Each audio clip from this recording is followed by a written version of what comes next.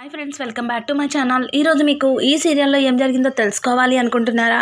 అయితే వెంటనే మనం సీరియల్లోకి వెళ్ళిపోదాం. ఇంకా రాజ్ చెప్పిన మాటలకి ఒక్కసారిగా కావ్య షాక్ అయిపోతుంది.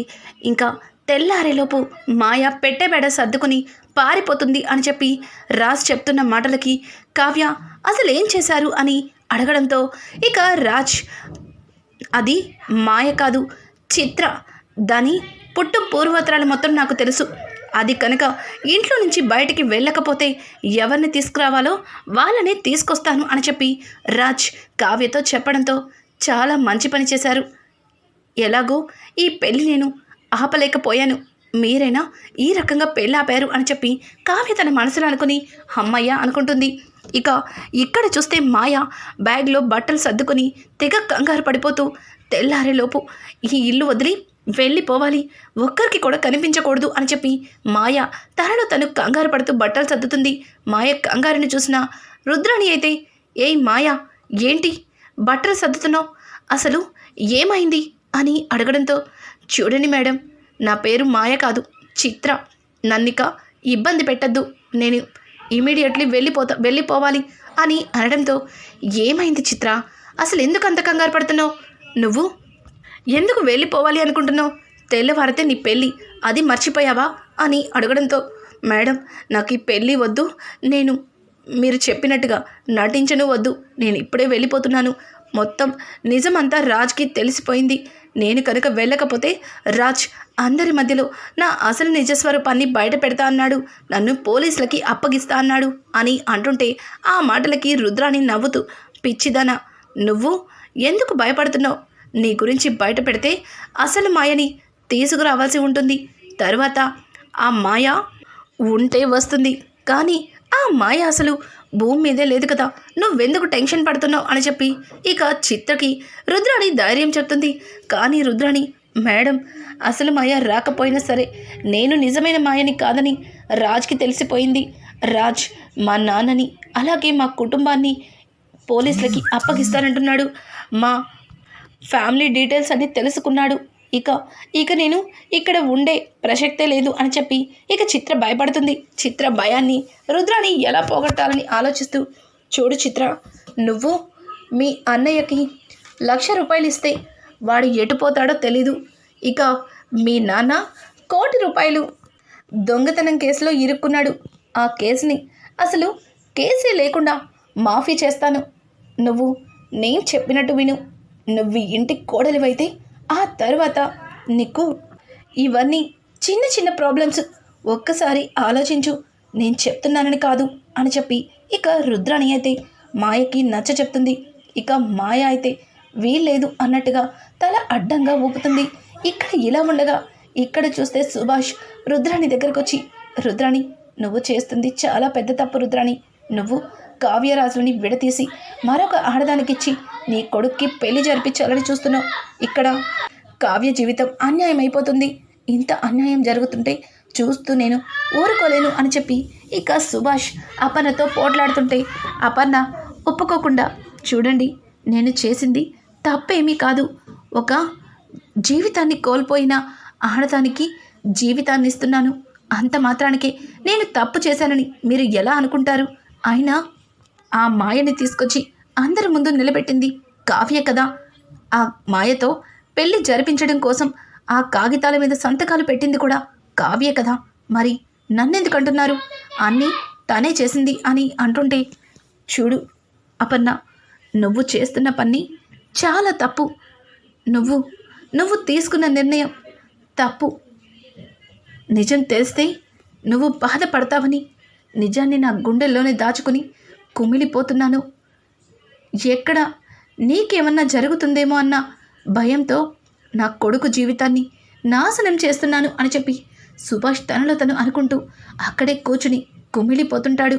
ఇక అపర్ణ సుభాష్ పక్కన కూర్చుని, ఏవండి, మీ బాధ గురించి నాకు తెలుసు, కావ్యకి అన్యాయం జరుగుతుందనే కదా మీకు ఈ బాధ. చూడండి, కావ్యకి ఎటువంటి అన్యాయం జరగదు. ఈ ఇంటి పెద్ద కోడలిగా, రాజ్ భార్యగా కావ్య ఎప్పుడు కూడా ఇక్కడే ఉంటుంది. ఆ బిడ్డకి తల్లిగా మాత్రమే మాయ ఈ ఇంట్లో అడుగు పెడుతుంది. మీరు ఏం బాధపడకండి అని చెప్పి ఇక అపర్ణ అయితే, సుభాష్తో చెప్తుంది. సుభాష్, ఏంటప్పన్నా నువ్వు చేస్తుందేమన్నా బొమ్మల పెళ్ళి అనుకుంటున్నావా? ఆల్రెడీ పెళ్ళైన వాడిని మరొక ఆడదానికి ఇచ్చి పెళ్లి చేసి ఆ ఆడదాని జీవితాన్ని నాశనం చేస్తున్నావు. అది నీకు అర్థం కావట్లేదు అని చెప్పి అక్కడి నుంచి ఇక సుభాష్ లేచి వెళ్ళిపోతాడు. మీ బాధకి కారణం నాకు తెలుసు. కావ్య అన్యాయం అయిపోతుందని మీరు ఎంతలాగో బాధపడుతున్నారు. నా మనసులో కూడా అదే బాధని తొలిచేస్తుంది. కానీ ఏం చేయమంటారు? ఒక బిడ్డ తల్లి గురించి, అది కూడా నా కొడుకు వల్లే తప్పు జరిగిందన్న నిజం బయటికి వెళ్తే ఈ దుగ్గిరాల వారసుడు ఇంత తప్పు చేశాడా అని ఒక్కొక్కరు ఒక్కొక్క రకంగా దుమ్మెత్తిపోస్తారు. అందుకే నేను ఇష్టం లేకపోయినా సరే ఈ తప్పుని చేయవలసి వస్తుంది అని చెప్పి ఇక అపర్ణ అనుకుంటుంది. ఇదంతా ఇలా ఉండగా స్వప్న అయితే ఈ పెళ్ళిని ఎలా ఆపాలో తెలియక తనను తను సతమతమైపోతుంది. ఇక అప్పుకి ఫోన్ చేసి, ఒసే అప్పు, నీతో కొంచెం మాట్లాడాలి అని అనడంతో, అప్పు ఇదేంటిది, ఎన్నడూ లేంది నువ్వు నాకు ఫోన్ చేసావు, అసలు నేను నీకు చెల్లెనన్న సంగతే గుర్తుందా అని చెప్పి అప్పు ఇక స్వప్నతో మాట్లాడుతుంటే, అప్పు నేను చెప్పేది కాస్త విను. ఇక్కడ కావ్య జీవితం నాశనం అయిపోతుంది. కావ్య ఉండగానే రాజ్కి మరో పెళ్లి జరిపిచ్చేస్తున్నారు. ఎలా అయినా సరే ఈ పెళ్ళిని ఆపాలి, ఏదో ఒకటి చెయ్యాలి. ఈ విషయాన్ని అమ్మతో చెప్పాలి. అమ్మకి ఎన్నిసార్లు ఫోన్ చేసినా అమ్మ లిఫ్ట్ చేయటం లేదు అని అనడంతో ఆ మాటలకి, అప్పు నాకు ఫోన్ చేసి మంచి పని చేసావు. అమ్మకి ఫోన్ చేస్తే అక్కడ రణరంగమే జరిగేది. సరేలే, నేను చూసుకుంటాను, నువ్వేం కంగారు పడకు అని చెప్పి ఇక అప్పు అంటుంటే, అది కాదప్పు, రేపు ఉదయాన్నే పెళ్ళి. ఇంట్లో పెళ్ళి ఏర్పాట్లకి కావలసినవన్నీ సిద్ధం చేసేశారు. ఇక పెళ్లి కొడుకుని పెళ్లి కూతుర్ని పంతులు గారు రాగానే పీటల మీద కూర్చోపెట్టి తాళి కట్టించడం మాత్రమే మిగిలింది. నువ్వు అలా మాట్లాడితే ఇక్కడ కావ్య జీవితం నాశనం అయిపోతుంది. చూస్తూ నా చెల్లెడి జీవితం నాశనం అవ్వడానికి నేను ఒప్పుకోను. అందుకే మనమే ఏదో ఒకటి చెయ్యాలి అని చెప్పి ఇక స్వప్న అప్పుతో చెప్పడంతో అప్పు స్వప్న మాటలకి, అక్క, నీ బాధ నాకు అర్థమైంది. ఇన్నాళ్ళకి నువ్వు మా తోడ పుట్టిన దానిలా మాట్లాడావు. కానీ నీకు తెలియని నిజాలు చాలా ఉన్నాయి. వాటిని ఇప్పుడు నీకు చెప్పినా నువ్వు అరిచి గొడవ చేస్తావు. నిదానంగా నేనే ఈ పెళ్ళిని ఆపడానికి ప్రయత్నిస్తాను అని చెప్పి ఇక అప్పు తన మనసులో అనుకుని, సరే అక్క, నువ్వేం కంగారు పడకు. నువ్వు అసలే ఉత్త మనిషివి కూడా కాదు. నువ్వు ముందు నీ కడుపులో బిడ్డ గురించి ఆలోచించు. ఈ పెళ్ళి ఎట్టి పరిస్థితుల్లోనూ జరగదు అని చెప్పి ఇక అప్పు స్వప్నకి ధైర్యం చెప్పి ఫోన్ కట్ చేస్తుంది. ఇక అప్పు మాయ వైపు చూస్తూ ఉండగా మాయకి ఇంతలో మెలకువ వస్తుంది. మాయ ఇక అప్పుని పిలుస్తూ కనిపిస్తుంది. ఇంతలో అప్పు మాయ దగ్గరికి వెళ్ళి, ఏంటి లేచావా? లెగ్గు, నువ్వు లేస్తేనే అక్కడ మా అక్క జీవితం చక్కబడుతుంది. లేస్తావా లేవా అని చెప్పి అప్పు మాట్లాడుతుంటే ఇక మాయ భయపడుతుంది. ఇంతలో నర్స్ వచ్చి, మేడం ఏంటండి పేషెంట్ని అలా భయపెడుతున్నారు అని అంటుంటే, ఈ పేషెంట్ గురించి నిజం తెలిస్తే నువ్వు నాలాగా భయపెట్టవు. ఏదో ఒక సూది మాత్రం గుచ్చి దీన్ని పైకి పంపించేస్తావు అని చెప్పి ఇక అప్పు మాట్లాడుతుంటే నర్స్ అలానే చూస్తూ, మేడం పేషెంట్ని టెన్షన్ పెడితే ఆవిడ హార్ట్ ఆగిపోయే ఛాన్సెస్ ఉన్నాయి, అందుకే అలా మాట్లాడాను అని చెప్పి నర్స్ మాట్లాడుతుంటే, సరేలే, నువ్వు పోయి డాక్టర్ని పిలిచికురా, దీన్ని నేను జాగ్రత్తగానే చూసుకుంటానులే అని చెప్పి ఇక నర్స్ని డాక్టర్ దగ్గరికి పంపిస్తుంది. ఇక అప్పు అయితే మాయని చూస్తూ, చూడు, నీకు మాకు ఎటువంటి పగలు ప్రతీకారాలు లేవు. అలాగే నువ్వు చెప్పే సమాధానంతో మా అక్క జీవితం ఆధారపడి ఉంది. అసలు నువ్వు నిజంగానే ఆ బిడ్డకు తల్లివేనా? ఒక బిడ్డ తల్లివయ్యుండి ఆ బిడ్డని ఇన్ని రోజులు విడిచిపెట్టి ఇలా దూరంగా ఆ బిడ్డని అమ్ముకున్నట్టుగా డబ్బులు తీసుకుంటున్నావు. నీకిది సిగ్గనిపించట్లేదా? నువ్వు చేసిన తప్పు వల్ల ఇప్పుడు మా అక్క జీవితం నాశనం అవుతుంది. మరొక ఆడదాంతో బావకి పెళ్లి జరుగుతుంది. ఇప్పటికైనా నువ్వు కళ్ళు తెరు, నిజం చెప్పు అని చెప్పి ఇక అప్పు మాయతో మాట్లాడుతుంటే ఇంతలో నర్స్ డాక్టర్ని తీసుకొస్తుంది. ఇక డాక్టర్ ఆ మాయని చెకప్ చేసి, మేడం నిజంగా మిరాకిల్, ఈవిడ కోమాలోకి వెళ్ళే స్టేజ్లో ఉన్న మళ్ళీ నార్మల్ మనిషి అవుతుందో లేదో చెప్పలేని సిచ్యువేషన్, కానీ మీ అందు దేవుడున్నాడు, తిను మామూలు మనిషి అయ్యింది. రేపు ఉదయాన్నే ఈవిడ ఎప్పట్లాగే మామూలుగా ఉంటుంది, కానీ తలకి బలంగా గాయం తగలడం వల్ల తిను ఎక్కువగా ఎమోషనల్ అవ్వకూడదు, అలా ఎమోషనల్ అయితే స్పృహ తప్పి పడిపోతుంది అని చెప్పి ఇక డాక్టర్ చెప్పడంతో డాక్టర్ చెప్పిన మాటలకి అప్పు తెగ సంబరపడిపోతుంది. కావ్య అయితే పదే పదే తన గదిలో ఫోన్ వైపు చూసుకుంటూ ఉంటుంది. ఇంకా రాజ్ అయితే ఏంటి కళావతి పద్దాక ఫోన్ చూసుకుంటుంది, అసలు ఏం జరిగి ఉంటుంది, కళావతి నా దగ్గర ఏదో నిజాన్ని దాచిపెడుతుంది, ఉదయం నుంచి తను దేనికోసమో వెతుకుతుంది, ఖచ్చితంగా దేనికోసం వెతుకుతుంది, మాయ కోసమే వెతికింది, మాయ కోసమే వెళ్ళుంటుంది, ఎక్కడ నిజం తెలిస్తే నేను ఏమన్నా అంటానేమో అని భయపడి నాకు నిజం చెప్పట్లేదు, అడుగుదామా అని చెప్పి రాజ్ ఇక కావ్య దగ్గరికి వెళ్తాడు. కానీ కావ్య అప్పటికే ఫోన్ వైపు చూస్తూ చూస్తూ అలాగే నిద్రలోకి జారుకుంటుంది. ఇక ఇంతలో ఇక ఫోన్ రావడంతో ఒక్కసారిగా రాజ్ కావ్య ఫోన్ వైపు చూస్తాడు. ఇంతవరకు కళావతి ఫోన్నే చూస్తుంది, అసలు ఎందుకు, ఏమై ఉంటుంది, అప్పు ఎందుకు ఈ టైంలో ఫోన్ చేస్తుంది అని చెప్పి ఇక రాజ్ కావ్య ఫోన్ తీసుకొని చెవు దగ్గర పెట్టుకుంటాడు.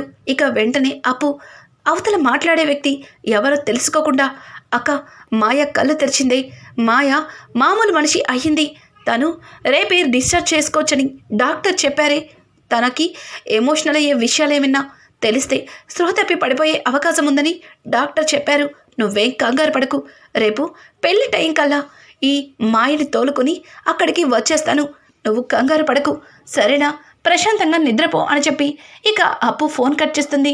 అదంతా విన్న రాజ్, అంటే మాయ వీళ్ళకి దొరికిపోయిందనమాట, ఇక మాయ గురించి నిజం తెలిసిపోతే తర్వాత ఇంట్లో జరిగే గొడవలు మరింత పెద్దవవుతాయి అని చెప్పి రాజ్ తన మనసులో అనుకుంటాడు. అసలు మాయ ఇక్కడికి రాకూడదు అని రాజ్ తన మనసులో అనుకుని బయటకైతే వస్తాడు. బయట అటు ఇటు తిరుగుతూ ఉంటే అసలు చిత్ర అయితే తన లగేజ్ సర్దుకోవడం కాదు కదా, తను శాశ్వతంగా ఇక్కడే ఉండిపోతాను అన్నట్టుగా తనలో చాలా మార్పులతో బయటికి వస్తుంది. చిత్రని చూసిన రాజ్, ఏయ్ నువ్వేంటి ఇంకా వెళ్ళలేదా, ఇక్కడే ఉన్నావేంటి అని అడగడంతో దానికి చిత్ర రాజ్ వైపు చూస్తూ ఒక రకంగా నవ్వుతూ, ఏంటి రాజ్ ఎందుకు అలా నవ్వుతున్నావు, అసలు అంత అంత సీరియస్ అయిపోతున్నావు, అసలు నేను ఎందుకు వెళ్ళాలి ఇక్కడి నుంచి, వెళ్ళకపోతే నేను మాయని కాదు చిత్రాని, నిజాన్ని బయట పెడతావు అంతే కదా, సరే చెప్పు, నేను కూడా నువ్వు తీసుకొచ్చిన బిడ్డకి తండ్రి నువ్వు కాదని మీ నాన్న అని నిజాన్ని మీ అమ్మగారికి చెప్పేస్తాను, ఆ తర్వాత మీ అమ్మగారి పరిస్థితి ఎలా ఉంటుందో నువ్వు ఊహించినదేమీ కాదు, కానీ నన్ను కేవలం పోలీసులకి మాత్రమే అప్పగిస్తావు, కానీ మీ ఇంట్లో తర్వాత జరిగే గొడవ గురించి ఆలోచించక నువ్వు నన్ను బయటికి గెంటేయాలి అని చూస్తున్నావు అని చెప్పి ఇక చిత్ర అయితే రాజ్తో తన మనసులో ఉన్న దురుద్దేశాన్ని చెప్తుంది. అది విన్న రాజ్, ఏంటి ఊరుకుంటుంటే రెచ్చిపోతున్నావు, నువ్వు కనుక ఈరోజు తెల్లవారేసరికల్లా ఇంట్లో ఎవ్వరికి కనిపించకుండా వెళ్ళిపోతావనుకున్నాను, కానీ నీ మనసులో ఇంత కుట్ర ఉందని అస్సలు ఊహించలేదు, చెప్తా నీ పని అని చెప్పి రాజిక లోపలికైతే వెళ్ళిపోతాడు. మాయ ధైర్యంగా మాట్లాడిందే కానీ రాజ్ని చూస్తుంటే తన మనసులో భయం, అలాగే రాజ్ తనని ఏం చేస్తాడా అన్న టెన్షన్. ఇక గబగబా లోపలికి వెళ్ళి రుద్రాణి ముందు నుంచుని, రుద్రాణి గారు మీరు చెప్పినట్టుగానే రాజు ముందు లోపల భయపడుతున్నా ధైర్యంగా మాట్లాడాను, పైగా ఆ బిడ్డ గురించి అందరి దగ్గర నిజం చెప్తానన్నాను, కానీ రాజ్ ఇంత కూడా భయపడలేదు, పైగా నువ్వు ఈ ఇంటి నుంచి ఎలా వెళ్ళవో చూస్తాను అని చెప్పి లోపలికి వెళ్ళారు అని చెప్పడంతో, ఓ ఇదంతా నువ్వు ఇస్తున్న ట్రైనింగా అత్త అని చెప్పి రాచిక రుద్రాణితో మాట్లాడడంతో ఒక్కసారిగా రుద్రాణి షాక్ అయ్యి రాజు వైపు చూస్తుంది. ఇక రాజైతే, ఏంటత్తా అలా చూస్తున్నావు, ముక్కు మొహం తెలియని ఈ అమ్మాయి మాయ అనే పేరుతో ఈ కుటుంబంలోకి ఎలా వచ్చింది, అసలు ఆ బిడ్డకి నాన్నకి ఉన్న సంబంధం ఈ అమ్మాయికి ఎలా తెలుసు అని ఇంతవరకు ఆలోచించాను, కానీ దీనంతటికీ కారణం, ఈ కథ నడపడానికి కారణం నువ్వని ఇప్పుడు నాకు అర్థమైంది, కానీ నీకు తెలియని నిజమేంటో చెప్పనా, అసలు ఆ బిడ్డకి నాకు ఎట్లాంటి సంబంధం లేదని నీకు ఇంతకు ముందే తెలుసు, కానీ డాడీకి ఆ బిడ్డకి కూడా ఎటువంటి సంబంధం లేదు. కేవలం ఆ బిడ్డని అడ్డం పెట్టుకుని మాయ అనే పేరుతో ఉన్న అమ్మాయి డాడీని బ్లాక్మెయిల్ చేస్తుంది. కానీ నీకు తెలియని ఇంకొక భయంకర నిజాన్ని చెప్పనా? ఆ బిడ్డ ఎవరో కాదు, రేఖ కొడుకు అని చెప్పడంతో ఒక్కసారిగా రుద్రాణి అక్కడికక్కడే కుప్ప కూలిపోతుంది. ఏం మాట్లాడుతున్నావు రాజ్? ఆ బిడ్డ రేఖ బిడ్డేంటి? అసలు రేఖ ఇక్కడెందుకుంది? రేఖ లండన్లో చదువుకుంటుంది. తనకి బిడ్డకి సంబంధం ఏమిటి అని అంటుంటే నీకు తెలిసింది అదే. కానీ రేఖ ఒక అబ్బాయి చేతిలో ఘోరాతి ఘోరంగా మోసపోయింది. పెళ్ళి కాకుండానే తల్లయ్యి ఈ బిడ్డకి జన్మనిచ్చింది. ఈ బిడ్డని చంపుకోలేక తనే చచ్చిపోవాలని తన స్నేహితురాల దగ్గర బిడ్డని వదిలిపెట్టి చావడానికి ప్రయత్నించింది. సమయానికి నేను చూసి తనకి బుద్ధి చెప్పి మాయ దగ్గర నుంచి బిడ్డని తీసుకున్నాను. ఆ మాయ కూడా ఇదే ఆసరాగా తీసుకుని డాడీతో తనకున్న పరిచయానికి మరొక పేరు పెట్టి అదొక అక్రమ సంబంధం అన్నట్టుగా డాడీని నమ్మించి బిడ్డ దగ్గర నుంచి బిడ్డని అడ్డం పెట్టుకొని డబ్బుని వసూలు చేసింది. అన్ని నిజాలు తెలిసిన తర్వాత అదిగో చావు బతుకుల మధ్యలో కొట్టమిట్టాడుతుంది. ఆ మాయ చావడానికి కారణం కూడా ఒకందుకు నువ్వే కదా. నువ్వు కారు యాక్సిడెంట్ చేయకపోతే ఆ మాయ ఈరోజు బ్రతికుండేది. కళావతికి నిజం చెప్పి ఉండేది. నువ్వు చేసిన తప్పు వల్ల ఈరోజు నా జీవితం నాశనం అవుతుంది. అది చూస్తూ చూస్తూ నేను అస్సలు ఊరుకోను. ఇప్పుడే అందరినీ పిలిచి నేను తీసుకొచ్చిన బిడ్డకి నాకు ఎటువంటి సంబంధం లేదని, ఆ బిడ్డ రేఖ కొడుకని, రేఖ తప్పు చేసిందని అందరి ముందు నిజాన్ని బయట పెడతాను. అలాగే మాయ అనే పేరుతో ఈ చిత్రని తీసుకొచ్చి ఇంతలాగా మాయ చేస్తున్నావని, ఇంతలాగా నాటకం ఆడుతున్నావన్న నిజాన్ని అందరికీ తెలిసేలా చేస్తాను. ఆ తరువాత తాతయ్య తీసుకునే నిర్ణయానికి నువ్వు సిద్ధంగా ఉండాలి. ఎందుకంటే ఇక నీకు ఈ దుగ్గిరాల కుటుంబంలో ఏ మాత్రం కూడా స్థానం ఉండదు. నిన్ను నిర్దాక్షిణ్యంగా బయటికి గెంటేస్తారు. లగ్జరీ లైఫ్కి అలవాటు పడ్డ నువ్వు కడు పేదరికంలో బ్రతకగలవా? ఒక్కసారి ఆలోచించు. పోనీ రాహుల్ ద్వారా నువ్వేమన్నా సుఖపడతావా అంటే వాడి ఖర్చులకే వాడికి చాలా డబ్బు కావాలి. దానికోసమే వాడు అక్కడ ఇక్కడ చాలా డబ్బుని అప్పు చేస్తున్నాడు. ఇంట్లో ఎవ్వరికి తెలియకుండా ఆ అప్పులని తీరుస్తూ వాడికి బుద్ధి చెప్పడానికి చాలాసార్లు ప్రయత్నించాను. కానీ వాడిలో మార్పు లేదు. అలాగే నువ్వన్నా ఇంట్లో అందరినీ అర్థం చేసుకుంటావనుకుంటే నువ్వు కూడా ఈ ఇంట్లో గొడవలు పెట్టడానికి మూల కారణమవుతున్నావు. ఇక నీలాంటి వాళ్ళ ఇంట్లో ఉండటానికి వీల్లేదు. ఇప్పుడే వెళ్ళి తాతయ్యకి నిజం చెప్తాను అని చెప్పి రాజ్ ముందుకి నడుస్తుంటే వెంటనే రుద్రాణి రాజ్ని ఆపి, రాజ్ ప్లీజ్ రాజ్, నువ్వు అంత పని చేయకు. ఈ పెళ్లి జరగకుండా నేనే ఆపుతాను. ఈ చిత్రని మూడో కంటికి తెలియకుండా నేనే ఇల్లు దాటిస్తాను. ప్లీజ్ ఈ నిజాన్ని బయట పెట్టద్దు. ఇప్పుడు రేఖ ఎక్కడ ఉంది, ఎలా ఉంది, ఒక్కసారి రేఖని చూడాలనుంది అని చెప్పి ఇక రుద్రాణి అయితే రాజ్ని బ్రతిమలాడుతుంది. చూడత్తా, ముందు నేను చెప్పినవన్నీ పూర్తి చేయి, తర్వాత రేఖ గురించి చెప్తాను అని చెప్పి ఇక రాజ్ అక్కడి నుంచి వెళ్ళిపోతాడు. ఇక రుద్రాణి అయితే మాయని ఇమీడియట్లీ అదేనండోయ్ చిత్రని ఇల్లు దాటి వెళ్ళిపోమని చెప్తుంది. ఇక చిత్ర అయితే సరే అన్నట్టుగా తన లగేజీని సర్దుకుంటుంది. ఇంకా ఉదయాన్నే అపర్ణ అయితే అన్ని పెళ్లి ఏర్పాట్లు పూర్తయ్యాయి, కానీ ఉదయం నుంచి చిత్ర కనిపించట్లేదేంటి అని చెప్పి ఇక ఇల్లంతా చూస్తుంది. ఇంతలో రుద్రాణి చాలా తాపీగా బయటకైతే వస్తుంది. రుద్రాణి, మాయని పెళ్లి కూతురుగా సిద్ధం చేసి తీసుకురమ్మని చెప్పాను కదా, ఇంతవరకు మాయని తీసుకురాలేదు, అసలు మాయ ఎక్కడా అని అడగడంతో రుద్రాణి తను కాస్త టెన్షన్గా రాజ్ వైపు అలాగే అపర్ణ వైపు చూస్తుంది. కానీ రాజ్ రుద్రాణికి కళ్ళతో సైగ చేసి నిజాన్ని చెప్పాలా లేకపోతే చిత్ర లేదని చెప్తావా అన్నట్టుగా ఇక రాజ్ సైగ చేయడంతో ఇంతలో మాయ అదేనండోయ్ చిత్ర చక్కగా చీర కట్టుకొని పెళ్లి కూతురిగా ముస్తాబయ్యి ముందుకి వస్తుంది. మాయని చూసిన రాజ్ ఒక్కసారిగా షాక్ అవుతాడు.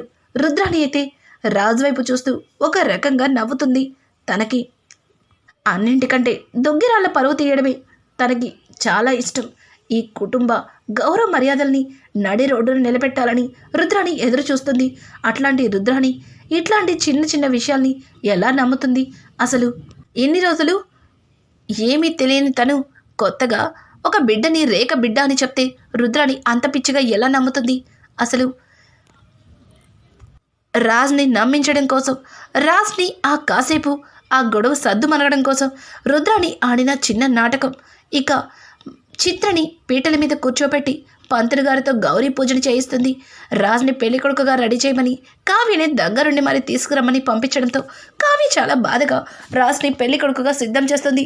ఇక రాజ్ నలుగురిలో ఏమీ చెప్పలేక, నిజాన్ని బయట పెట్టలేక తనను తను కంగారు పడుతూ కావ్య వైపు చూస్తాడు. కళావతి, నన్ను క్షమిస్తావా అని అడగడంతో, మీరేం తప్పు చేశారండి? మిమ్మల్ని క్షమించడానికి చేసింది నేను. ఆ కాగితాల మీద సంతకాలు పెట్టకపోతే ఈరోజు మీకు ఇట్లాంటి స్థితి వచ్చేది కాదు అని చెప్పి కావ్య తనలో తను కుమిలిపోతుంది. ఇక రాజ్ని పెళ్లి కొడుకుగా చేసి పీటల మీద కూర్చోపెడతారు.